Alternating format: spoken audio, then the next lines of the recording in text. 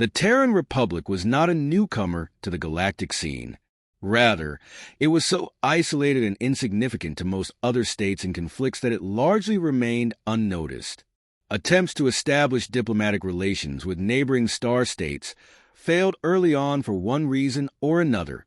Some outright refused to engage with humanity for unknown reasons, while others simply felt that humanity had nothing to offer.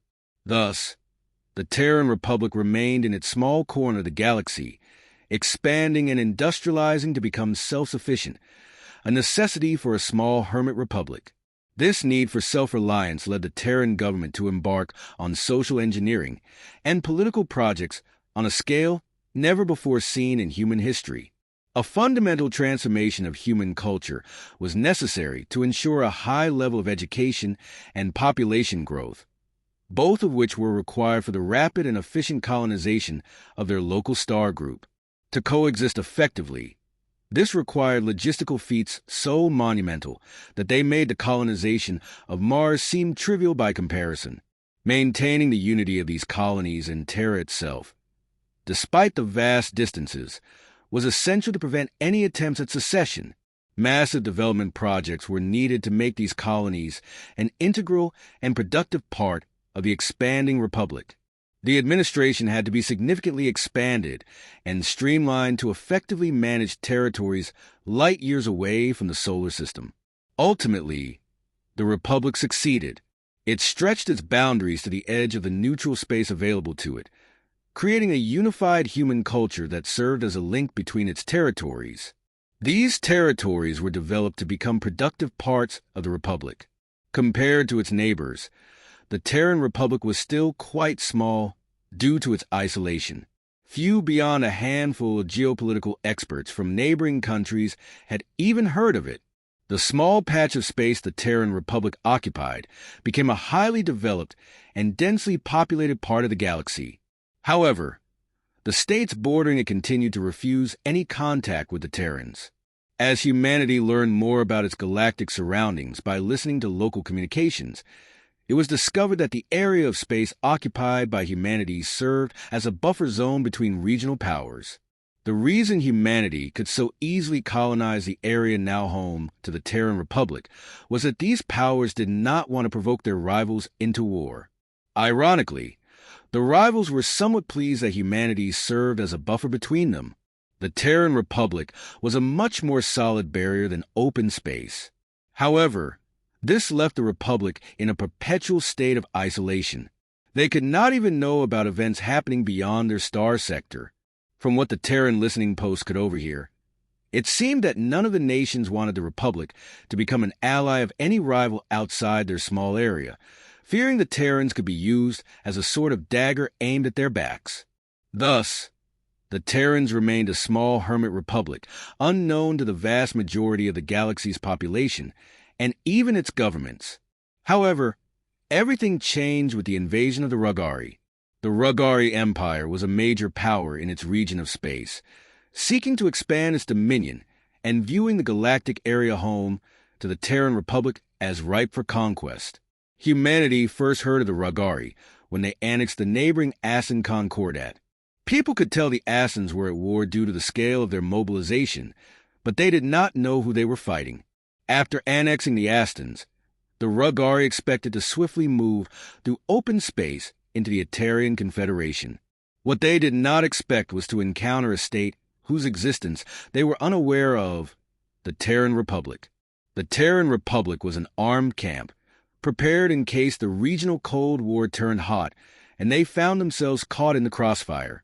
The Rugari and Terrans were nations that, just months before, were unaware of each other's existence. But the Rugari were not inclined to halt their campaign just to welcome what they considered a minor bump on their path to power. The Terrans saw the Rugari as no more than another great challenge to overcome. The first Rugari fleet entered the Tidy system and was decimated by the second Terran fleet. The Terrans launched a campaign of strategic annihilation against the invading Rugari forces. Decapitating strikes by the Terran Intelligence Agency left much of the Rugari armed forces leaderless and in disarray. The destruction of key supply nodes meant that Rugari military personnel were left without supplies, and starved on many front lines. The Rugari were utterly unprepared for the numerous and fresh forces humanity could muster. In the end, external forces called for a peaceful resolution, which both the Rugari and Terrans agreed to. The Rugari agreed because they could no longer sustain military action, while the Terrans agreed because they had already gained the concessions they wanted from the Etarians and Astans for their help in the war. This was also the first time humanity had made contact with the outer galaxy beyond their neighbors. The state calling for peace was the Humerian state, which, as far as the Terrans understood, was the most powerful in the galaxy. They invited the Terrans to meet on one of their flagship vessels, the battleship Resilience, to discuss the terms of peace. The scene was set in the conference hall of the Resilience. The Rugari delegation finally arrived, their scaly faces wearing a ceremonial air. The Rugari, a reptilian species, were strong compared to most known races, though not as formidable as the Humerians. "Please take a seat," commanded Auraria, and they complied. The furniture had to be lowered to accommodate the much shorter stature of the various species, forcing the three Humerians to stand during the peace negotiations. Shortly thereafter, 3 Terran delegates entered, clad in hermetic suits that concealed their features, though their posture and silhouette seemed oddly familiar to the Humerians. The Terrans merely gazed at the 3 Humerians, all evident on their concealed faces. "You may remove your helmets if you wish, Terrans. The atmosphere here is suited for both Terran and Rugari physiology," stated McKenis.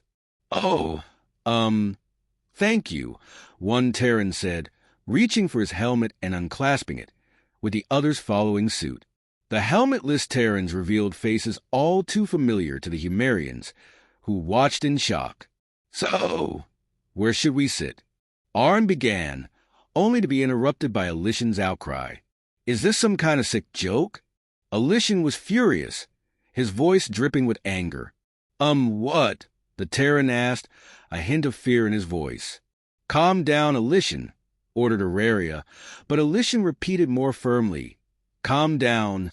This time, Auraria surveyed the Terran delegates and circled the table. The Rugari delegates watched anxiously as the 12-foot titan in power armor approached. Auraria stood over the Terrans, then knelt, examining them closely. "McKenis, could you call a doctor?" "I want these 3 examined," Auraria requested. "Yes, Auraria," McKenis replied, dialing the medic on his communicator. "May I ask why you're calling a doctor?" inquired one of the Terrans. "Just confirming what we already suspect, little one." "No need to be afraid," Auraria said, shifting from a professional tone to a more nurturing one. "No offense, ma'am, but we'd prefer not to be called little ones." "It's demeaning," said the Terran. We'll see," Auraria remarked. Soon, the Humerian medic arrived, clad in white armor with a symbol that the Terrans assumed denoted his profession. "Hello there, little ones. How did you find yourselves here?" the medic inquired. Well, we're a delegation sent by the Terran Republic to negotiate peace with the Rugari," one delegate explained. "Sure, little one. May we take blood samples?" Alishan requested. "Yes, of course. Come here, little ones," the medic said, placing his medical kit on the floor and extracting what seemed to be a syringe. "Hey, wait. We never agreed to—" Ow! All 3 Terrans raised their hands, wrists up, as the medic chided them. "What the hell? Why can't I lower my hand? What in the world is happening?" The Terrans screamed in surprise.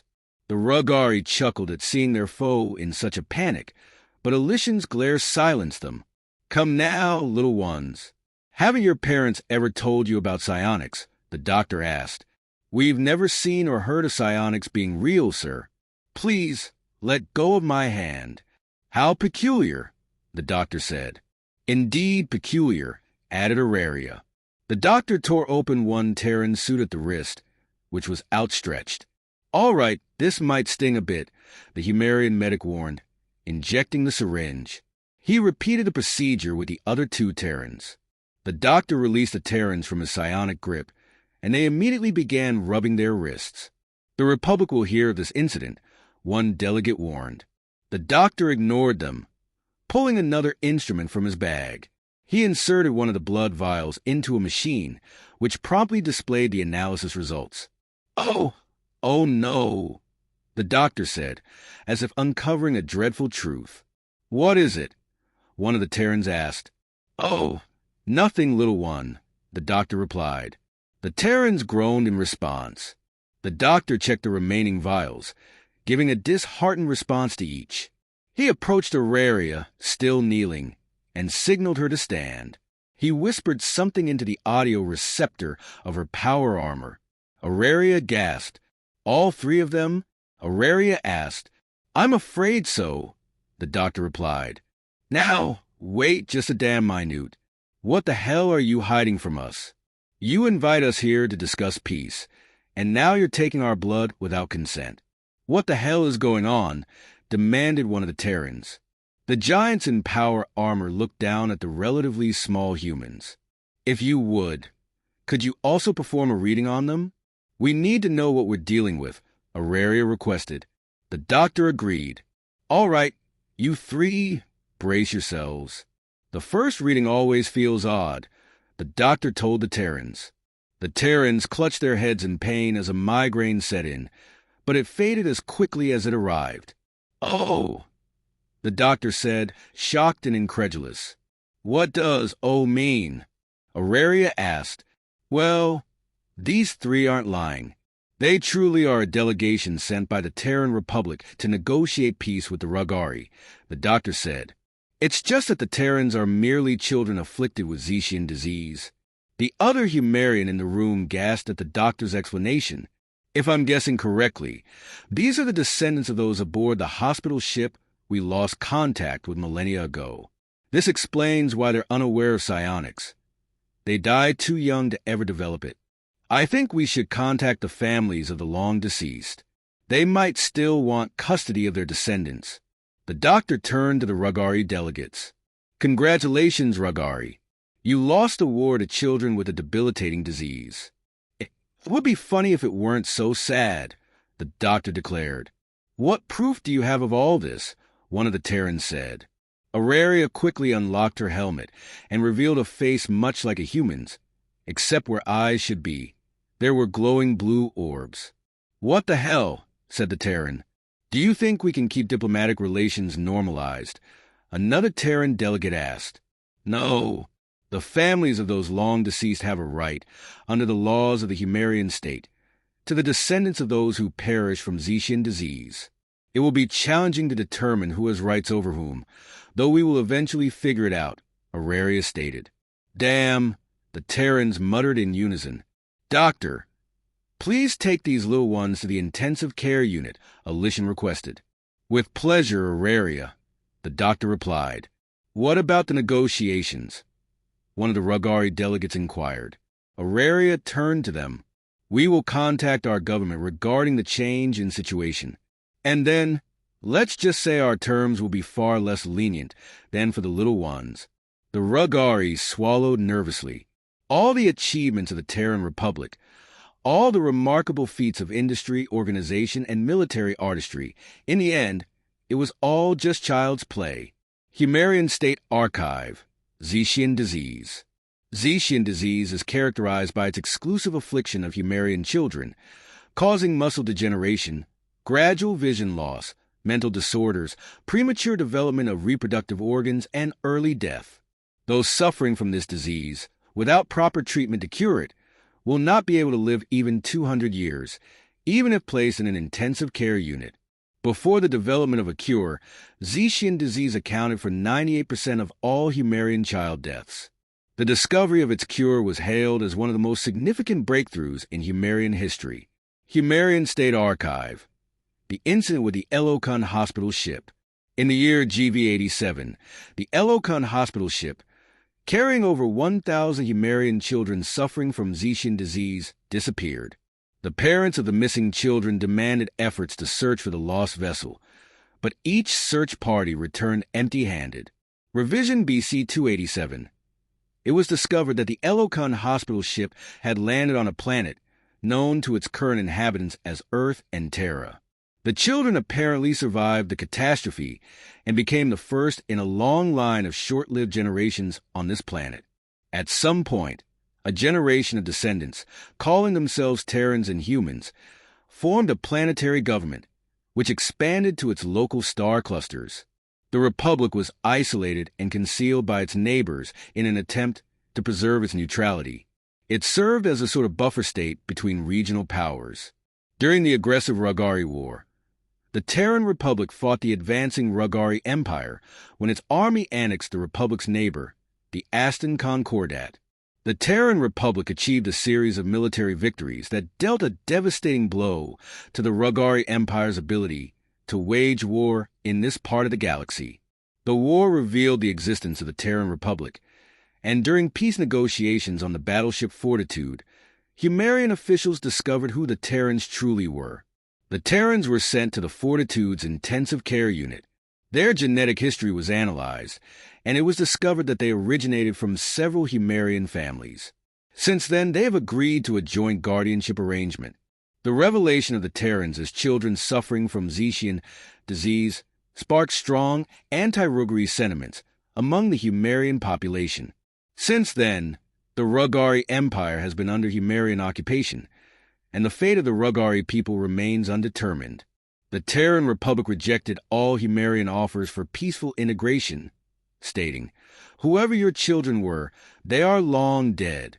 We are now a nation and people of our own. Please leave us alone." This statement of non-compliance prompted Admiral Taurus Aladun to make a public statement. Like all Humerians, it is our duty to retrieve our little children. They may not wish it, but for their well-being and for the families who have long lost their loved ones. It pains me to say this, but we will not negotiate with mentally deficient individuals. Since then, in the hope of making the territory capture as bloodless as possible, several fleets of ships with psionic specialists and system-disabling weapons were dispatched toward the Terran Republic. It was reported that the Terran Republic mobilized its military assets in defiance. Although the Republic's victory in the upcoming conflict is considered unlikely, the Terran Republic's military, although regarded as one of the most powerful, if not the most powerful, in the region after the victory over the Rugari, was characterized by one Humerian general as nothing more than child's play.